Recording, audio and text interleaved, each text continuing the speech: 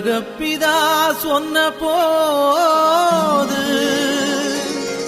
உழவர்கள் தொழிலாளர் ஊராரின் எண்ணமதில் இயேசு ஒன்றாக பதிந்து விட்டார்.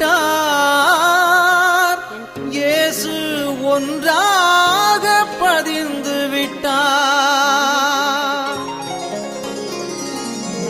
அன்பு குழந்தைகள்